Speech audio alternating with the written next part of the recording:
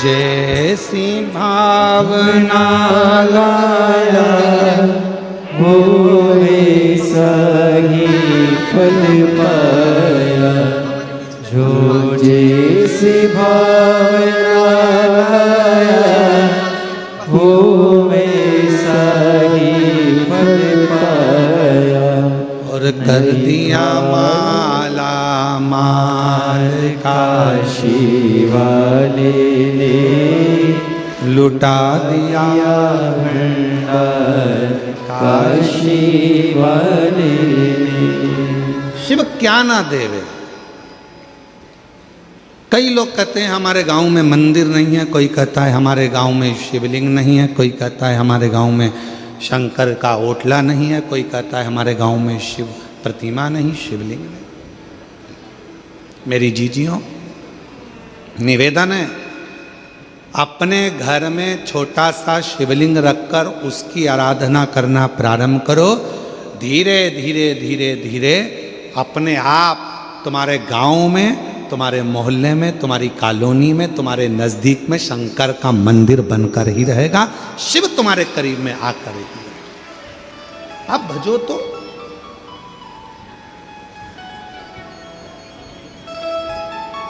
आप स्मरण करो तो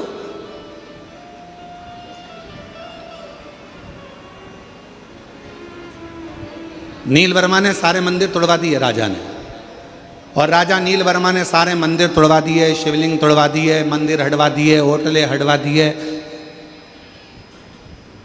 आर्षपत्नी पद्मावती एक कुंड के पास बैठ गई, मिट्टी का पार्थिव शिवलिंग का निर्माण कर रही है। पार्थिव शिवलिंग का निर्माण, और पार्थिव शिवलिंग का निर्माण करते करते करते करते वो आराधना में जो डूबी, साधना में डूबी, जो साधना में डूब गई, इतने में आ गया राजा नीलवर्मा। जैसे ही राजा नीलवर्मा आए, उन्होंने देखा कि ये पद्मावती तो वापिस शिव की आराधना में लग गई। अब शिवलिंग नहीं है, शिव प्रतिमा नहीं है, मंदिर नहीं है, ओटले नहीं है, शंकर का कहीं शिवलिंग नहीं है, तो इसने तो पार्थिव लिंग का निर्माण करना प्रारंभ कर दिया। पार्थिव लिंग का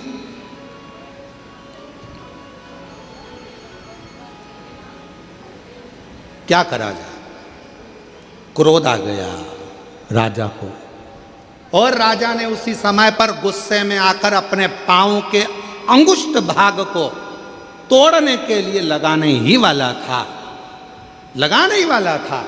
इतनी देर में पद्मावती तो भक्ति में डूबी थी, शंकर के भजन में डूबी थी, और उस कुंड में से एक मछली कूद कर बाहर आई, और उस मछली ने राजा नीलवर्मा को खींचकर पानी में लेकर चली गई। पानी में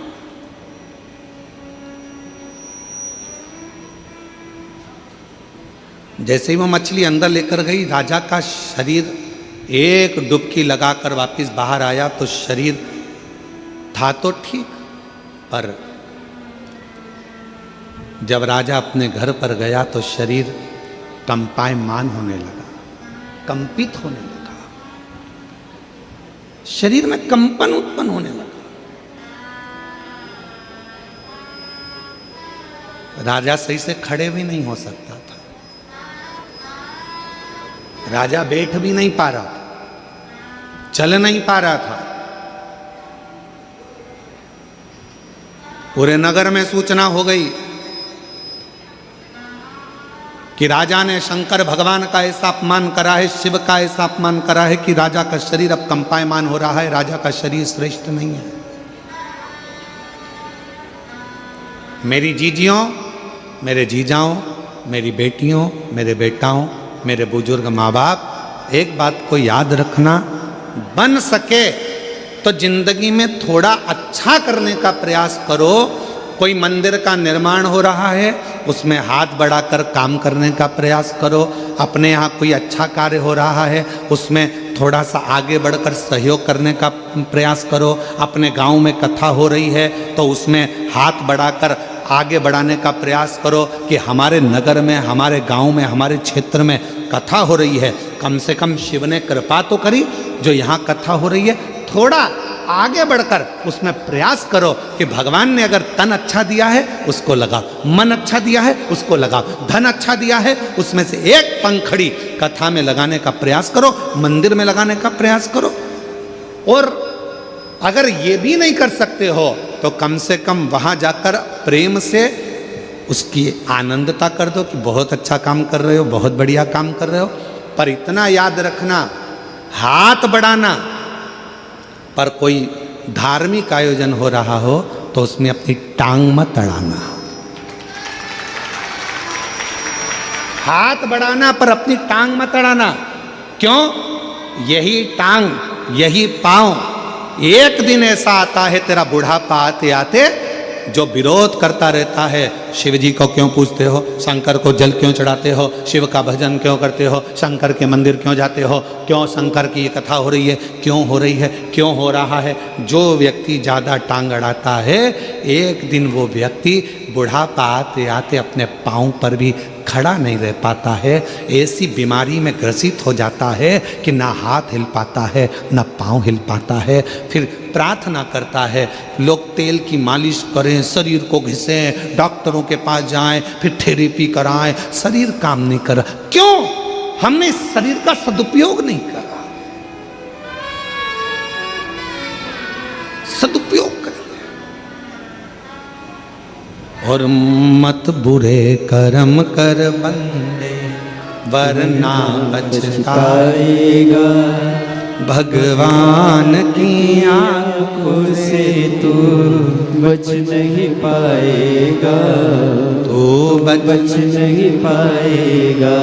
और कई कई जीव ऐसे भी होते हैं जो भगवंत भजन में डूबे रहते हैं, सत्संग में डूबे रहते हैं, कथा में डूबे रहते हैं, संकीर्तन में डूबे रहते हैं, अच्छा काम करते हैं, मंत्र जाप करते हैं, तीर्थ जाते हैं, अच्छा भजन करते हैं, यज्ञ करते हैं, अनुष्ठान करते हैं, अभिषेक करते हैं, पूजन करते हैं। उसके बाद भी शरीर में रोग आ जाता है, उसके बाद भी शरीर कष्ट में हो जाता है, उसके बाद भी हाथ पैर कड़क हो जाते हैं, उसके बाद भी शरीर नहीं चल पाता है। तो कई लोगों ने पूछा कि ये तो अच्छा भजन करने वाला था, स्मरण करने वाला था, कीर्तन करने वाला था, तीर्थ करने वाला था, इसके साथ में ये प्रॉब्लम कैसे खड़ी हो गई? उसका कारण केवल इतना सा है, हमारे पूर्व जन्म का कोई पुराना कर्म रह गया था, वो कर्म आज हमको भोगना पड़ रहा है। उसको काटना है, उसको काटना है, उसको काटना। श्रेष्ठ कर्म।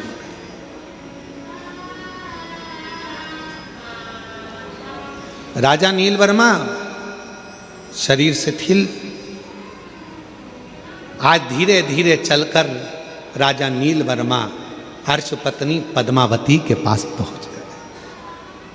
पद्मावती के पास, पद्मावती तो बैठी थी भगवान शंकर की भक्ति में, मंत्र में डूबी हुई थी। वो अखंड मंत्र का जाप करने वाली पद्मावती शिव की अखंड जप माला में डूबी हुई थी।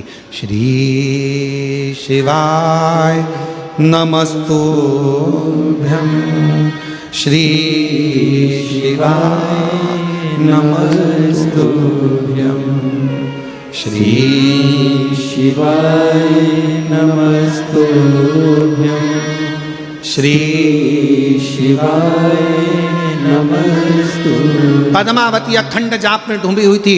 राजा नील वर्मा पहुंच गया और राजा नील वर्मा ने पद्मावती को देखकर हाथ जोड़कर आज नमन कर कर कहा, मैंने ये शंकर के शिवलिंग को तुड़वाया, मैंने शंकर के मंदिर को तुड़वाया, मैंने शंकर का जो भगवत भजन हो रहा था उसको बंद करवाया, मैंने ये शंकर का जो पार्थिव लिंग का निर्माण तुमने करा था, ये पार्थिव लिंग के निर्माण में मैंने अपना चरण लगाना चाहा। मेरी बुद्धि बेकार हो गई थी, मेरा चित्त बेकार हो गया था, तुम्हारी सुंदरता को देखकर मैं तुम पर इतना आसक्त हो गया था कि मैं कुछ भी नहीं जान पा रहा था और मैंने शिव का अपमान कर दिया, शंकर का अपमान।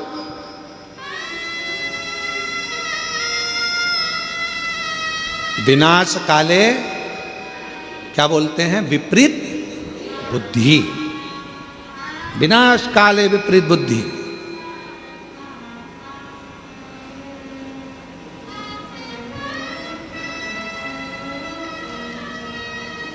एक कथा सुनाई थी, आप लोगों के स्मरण में है?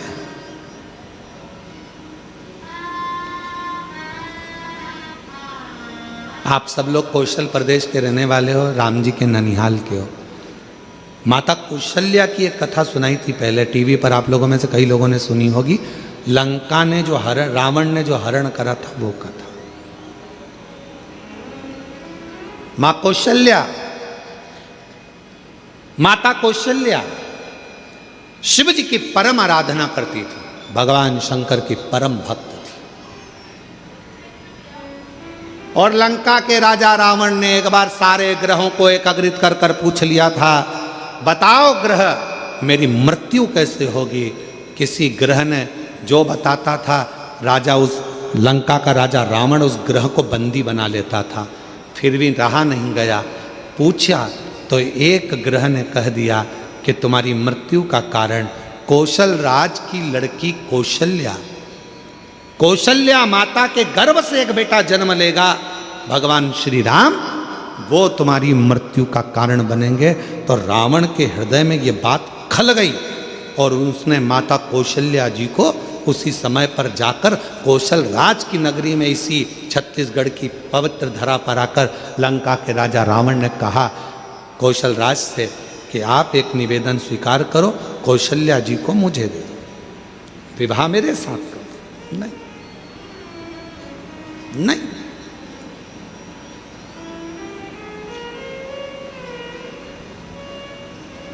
नहीं दे सकते। कौशल राज ने मना कर दिया, मेरी बेटी शिव को मानती है, मेरी बेटी सुंदर है, अगर मेरी बेटी चाहे तो आपसे विवाह करे, मेरी बेटी आती होगी, आप उससे पूछ लो। लंका का राजा रावण माता कौशल्या को देखते हैं और इतनी सुंदर मां कौशल्या को देखकर कहते हैं कि आप मुझसे विवाह करो। कौशल्या जी कहती हैं कि विवाह, ये कथा हमने देवघर में श्रवण कराई थी शायद, आप लोगों ने सुनी होगी। किस किस ने सुनी थी, जरा हाथ उठाओ। सबने सुनी है? तो देवघर में कही थी ये कथा। कौशल्या माता ने कहा, हे लंकापति रावण, अगर तुम मुझसे विवाह करना चाहता है तो मेरी शर्त एक है, तेरी लंका में शंकर का शिवलिंग पहुंच जाएगा तो मैं तुझसे विवाह करूंगा। रावण गया शिवलिंग लेने, शंकर जी के पास जाकर शिवलिंग मांगा, लेकर जाने लगा। पर मां पार्वती जी नहीं चाहती थी कि ये शिवलिंग पहुंचे। भार उत्पन्न हो गया उस शिवलिंग में, लंका के राजा रावण ने पृथ्वी पर रख दिया। वो शिवलिंग लंका तक नहीं पहुंचा, देवघर में बाबा बैद्यनाथ जी के रूप में पूजित हो गया। पूजित नहीं गया।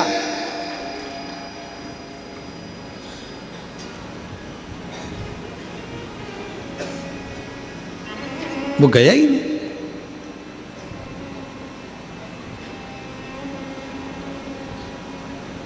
एक बेजू ग्वाले के हाथ में, कौन था बेजू ग्वाला? स्वयं गणेश जी महाराज, जिन्होंने उस शिवलिंग को अपने हाथ में लेकर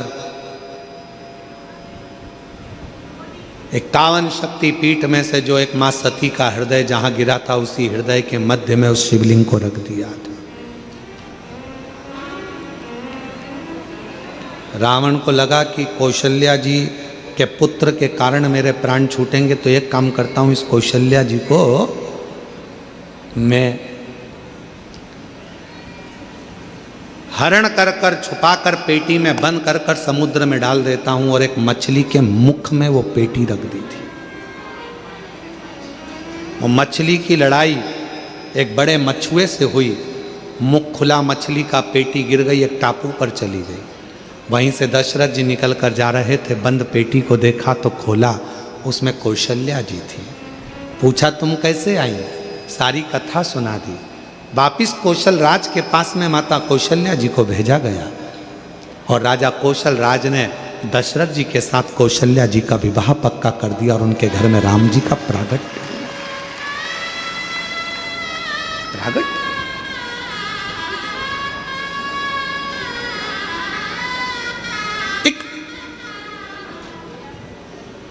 अर्श पत्नी पद्मावती के पास में राजा जाकर कहता है, राजा नीलवर्मा कहता है, अरे तुम इतनी सुंदर थी कि तुम्हारी सुंदरता के चक्कर में मैंने शिव का अपमान कर दिया।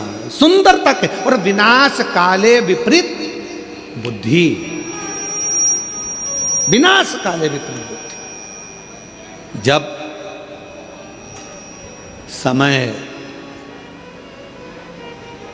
पलटी मारता है तो बुद्धि भी अपने आप विपरीत होती चली जाती है। विपरीत।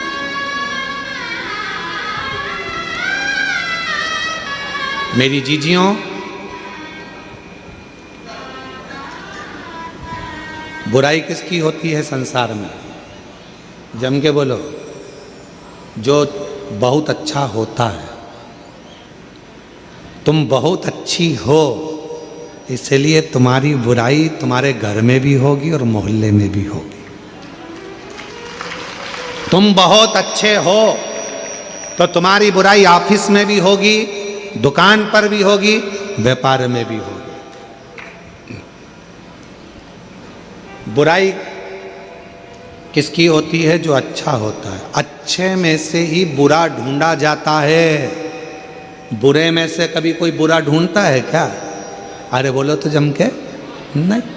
बुराई जिसके अंदर भरी होगी उसमें से कोई बुराई नहीं ढूंढेगा। तुम कभी भी देखना, बहुत सारे ऐसे पियक्कड़ नशेले रोड के किनारे पड़े रहते हैं। कोई उनके घर में जाके सूचना करता है कि तुम्हारा पति पी के पड़ा है, तुम्हारा बेटा पीकर पड़ा है, मदिरा का पान कर लिया, नशे में पड़ा है? कोई नहीं कहता। सबको मालूम है पीता है, बहुत बेकार है, बहुत गंदा है। कौन जाकर कहेगा? पर कोई अच्छा व्यक्ति, बहुत अच्छा व्यक्ति जब कोई गंदा काम करता है, गलत काम करता है, तो लोग फिर बुराई करना प्रारंभ करते हैं। अच्छे व्यक्ति की बुराई होती है, कभी बुरे व्यक्ति की बुराई नहीं होती, क्योंकि बुरा तो पहले से बुरा, उसमें क्या खाक बुराई ढूंढेगा वो? अच्छे में से बुराई ढूंढेगा।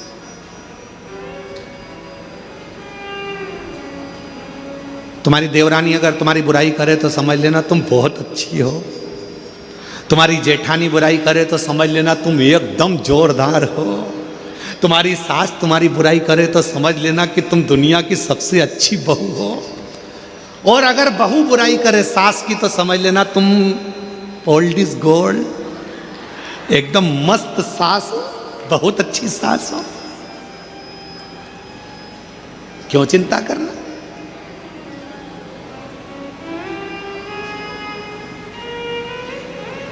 क्यों विचार करना?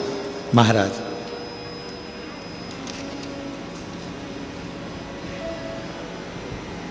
नील वर्मा राजा ने हाथ जोड़ लिए, गलती हो गई है मुझसे, क्षमा कर दो। बहुत बड़ी गलती हो गई मुझसे, क्षमा कर दो, क्षमा कर दो। आज अर्श पत्नी पद्मावती तप करते करते करते करते, शिव की आराधना करते करते उसकी आंख में से आंसू बह गया, अश्रु।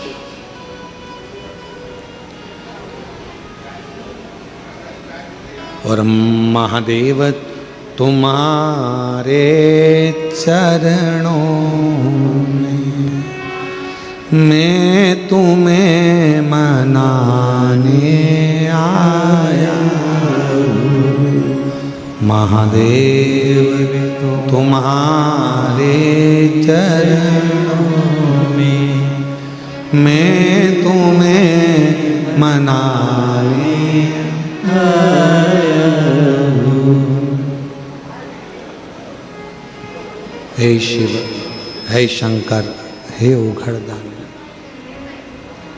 आहूं में हे प्रभु, हे शिव, हे शंकर, महादेव तुम्हारे चरणों में मैं तुम्हें मनाने आया हूँ। पूजा की कोई वस्तु ही नहीं, पूजा की कोई वस्तु ही नहीं, नयन अश्रु चढ़ाने आया हूँ, नयन अश्रु चढ़ाने आया हूँ। महादेव तुम्हारे चरणों में महादेव तुम्हारे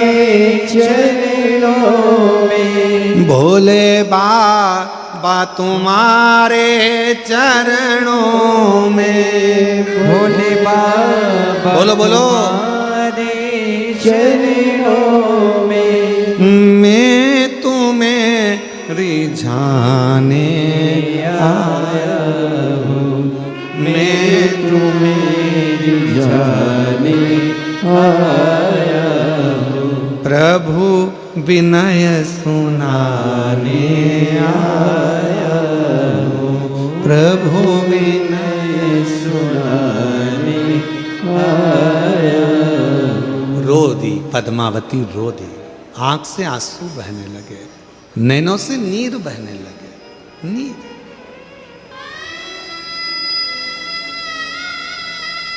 कल वो माता जो जिनके वो खेत में आग लगी थी और वो आग बुझ गई थी, उसकी आंख में आंसू थे। हमने कहा माइक में बोलो ना तुम्हारा गांव का नाम। मैं कैसे बोलूंगी, मैं नहीं बोलूंगी, इतनी सरलता थी। जिस यूट्यूबर ने वो डाला था, वो भिलाई टाइम्स वाले ने डाला था उसको। एक बार जोरदार ताली बजाओ उनके लिए, बहुत पसंद। अगर आए हो कोई, उनका जो भी भिलाई टाइम्स से जिसने उस माता के लिए डाला था, उसका नाम था गौरव यादव। उसने भी उसको कैच करा था। उसके अगर कहीं बैठे हो, अगर वो यूट्यूबर यहाँ आए हो तो वो आ सकते हैं, हमारी तरफ से उनको आमंत्रण है। भिलाई टाइम्स वाले ने वो माता का वीडियो उन्होंने डाला। साधुता है उनको, साधु।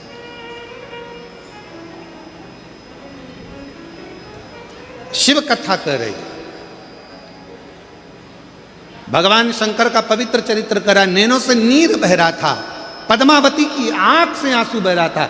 शिव कथा कहती है, शंकर का भक्त जब रोता है तो उसका अश्रु भी शिव का ही एक प्रतिबिंब बन जाता है और वह जगत का कल्याण कर देता है। अगर प्रेम से रो रहा है, शंकर का भक्त यदि शिव को रिझाने के लिए, शिव को मनाने के लिए, शंकर की भक्ति के लिए, शंकर का अनुमोदन के लिए, शंकर को प्राप्त करने के लिए, शंकर की अविरल भक्ति में अगर कोई शंकर का भक्त रोता है तो उसका अश्रु भी शिव का प्रतिबिंब बन जाता है। और यदि शंकर का कोई भक्त जिसको कोई परेशान करता है, त्राड़ देता है, गाली देता है, अपशब्द कहता है, ताने देता है, और शिव के भक्त की आंख में यदि आंसू आ जाते हैं तो वो प्रलय ला देता है, वो पूरा तांडव मचा देता है। अश्रु है, दोनों अश्रु,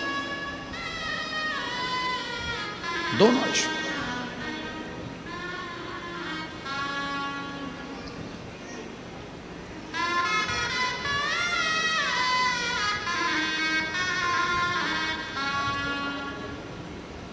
महाराज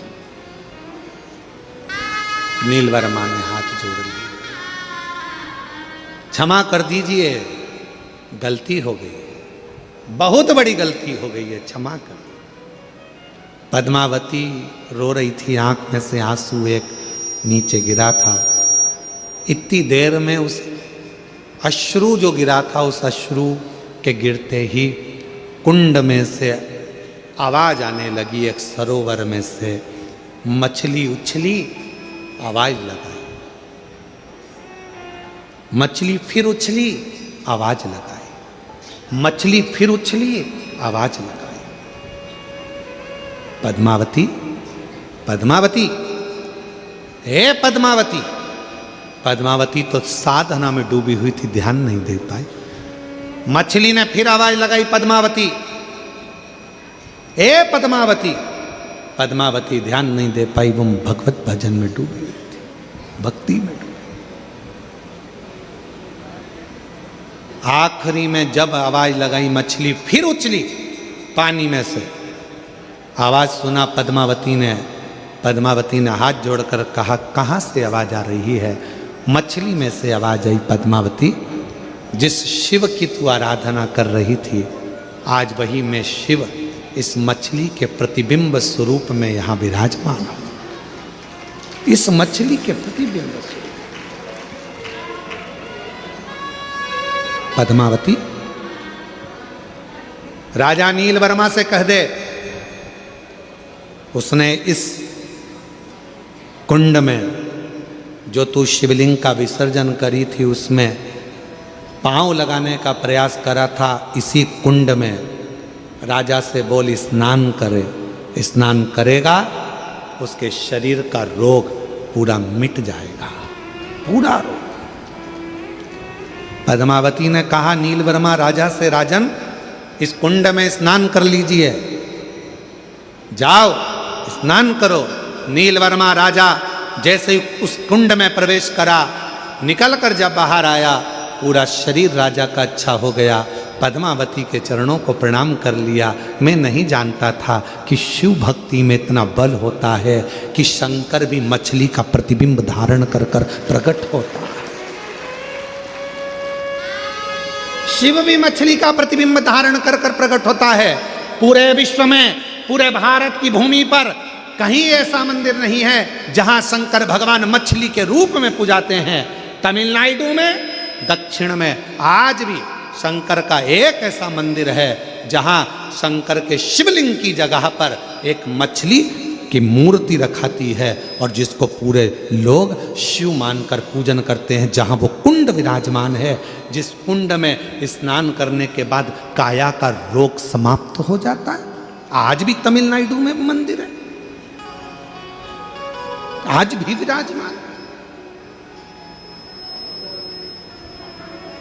शिव, पशु के शिव, पक्षी के शिव, सबके शिव है, सबके।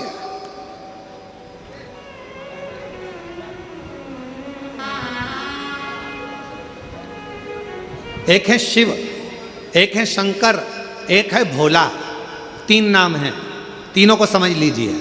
शिव का मतलब है जो तुम्हारी श्वासों में रमण कर रहा है, जो संसार का पालन करता, संहार करता, सब कुछ वही है, वो शिव है। दूसरा नंबर है शंकर, जो जिसमें प्राण भी नहीं है। मिट्टी, जमीन, पत्थर, सब जिसमें भी प्राण नहीं है वो भी शंकर का प्रतिबिंब है। कंकर शंकर माना जाता है, कंकर। भोला अर्थात जिस पशु में, पक्षी में, जलचर में, थलचर में, वायुचर में, अग्निचर में, सब जीवों में जो सदा विराजमान है वो भोला है, वो शिव है, वो भोला। इसलिए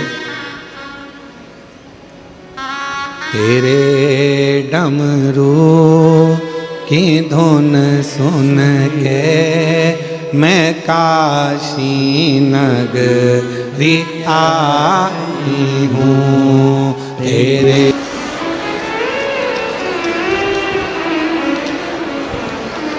अपने मन का भाव कहो, शंभु शंभु शंभु। अपने मन का भाव देवाधिदेव महादेव से, बाबा से। ये रिटर्न नहीं चल रहे हैं तुम्हारे, ये वाले भगवान शिव से, बाबा से प्रार्थना करेंगे। नकपुरा दुर्ग छत्तीसगढ़ में जो कथा 5 दिवसीय चल रही है वो कल विराम हो जाएगी। कल कथा का समय नकपुरा में सुबह 8 बजे से जम के बोलो 11 बजे तक रहेगा। टीवी पर कथा का समय 1 बजे से 4 बजे तक ही रहेगा।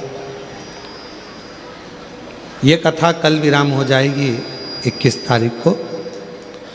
फिर 24 तारीख से 28 तारीख तक 5 दिवसीय शिव महापुराण की कथा दोपहर में 2 बजे से 5 बजे तक पौधार स्कूल के पास JP infra complex, Hatkesh, Mira road, east Mumbai में शिव महापुराण की कथा रहेगी। 5 दिवसीय कथा रहेगी जो 24 से 28 तारीख तक दोपहर में 2 बजे से 5 बजे तक रहेगा। भाव से उस कथा का लाभ 24 से 28 दिसंबर तक आप और हम श्रवण करेंगे। फिर 4 जनवरी से 10 जनवरी तक सूरत गुजरात में कथा रहेगी। 16 जनवरी से 22 जनवरी तक बड़ौदा गुजरात में कथा रहेगी। 5 फरवरी से 9 फरवरी तक नांदेड़ महाराष्ट्र में कथा रहेगी। 11, 12, 13 फरवरी को डबरा मध्य प्रदेश में कथा रहेगी। फिर 14 से 20 फरवरी रुद्राक्ष महोत्सव सीहोर में रहेगा। ऐसे पवित्र कथाओं का क्रम रहेगा। बाबा से आज कथा का शिवरात्रि है। दिल से बाबा को प्रार्थना करो, भाव से विनय करो, निवेदन करो, विनती करो। बाबा को अपने मन का भाव कहिए, प्रार्थना करिए। साथ में बोलिएगा, आपकी आवाज़ व्यासपीठ तक, व्यासपीठ और आपकी आवाज़ बाबा देवाधिदेव महादेव तक जाए। दिल से बाबा को प्रार्थना करिए।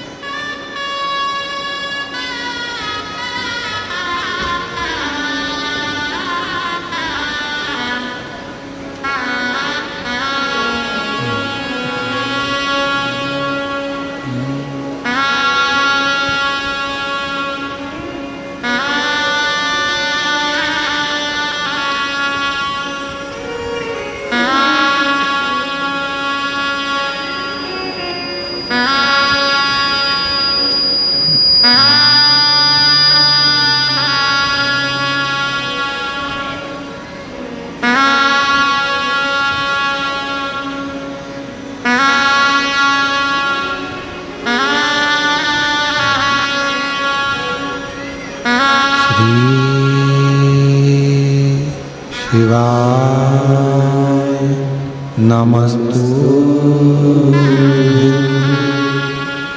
श्री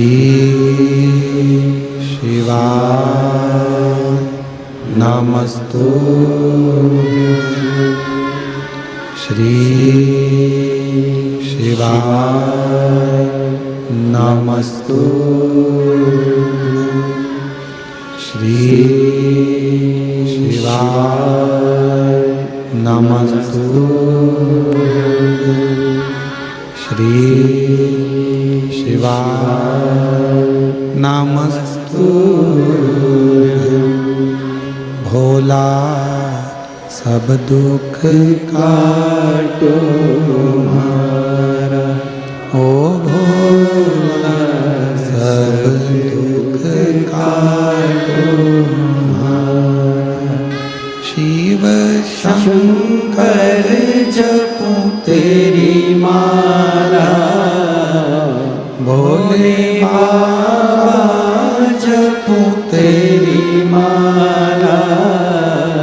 भोला सब दुख काटो हमारा, ओ भोला सब दुख काटो हमारा। वेश है मंगल मंगलकारी,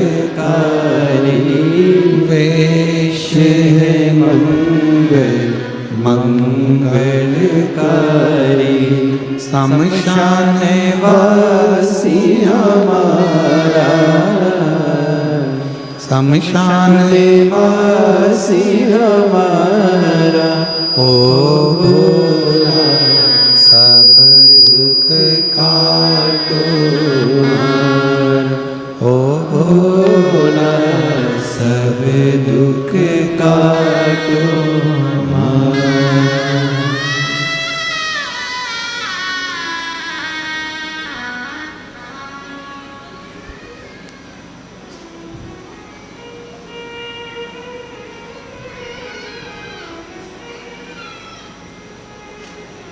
बाबा देवाधिदेव महादेव, भगवान शिव, ओगड़दानी, त्रिकालदर्शी, कैलाशी, अविनाशी, भगवान शिव की कथा कहती है, शिव स्मरण कहता है। राजा नील वर्मा ठीक नहीं होता, पर अर्च पत्नी पद्मावती का संग पकड़ लिया, उसके चरणों में झुक गया, प्राप्ति हो गई। कुछ ना कुछ तो मिलता ही होगा ना शिव की शरणागति में झुकने से। कोई लेट बनता है, वो कहते हैं कोई जल्दी बनता है, कोई लेट बनता है। शिव को जल चढ़ाने वाला एक दिन सेठ जरूर बनता है। थोड़ा समय लग सकता है, थोड़ी देरी हो सकती है, थोड़ा समय लग सकता है, पर यदि आपने भगवान शंकर की आराधना करी है, शिव की भक्ति करी है, तो उसका फल मिलता जाए, मिलेगा। एक पत्र अच्छा है,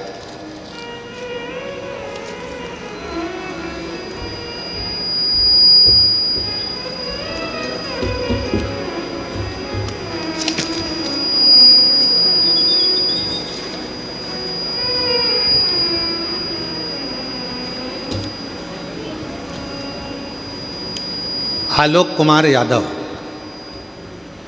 सिंगार घाट, खेरगढ़, छुईर वरदान है, खेरगढ़, गंडही से आए हैं। कहीं बैठे हों तो आ जाइएगा, आ जाओ बेटा।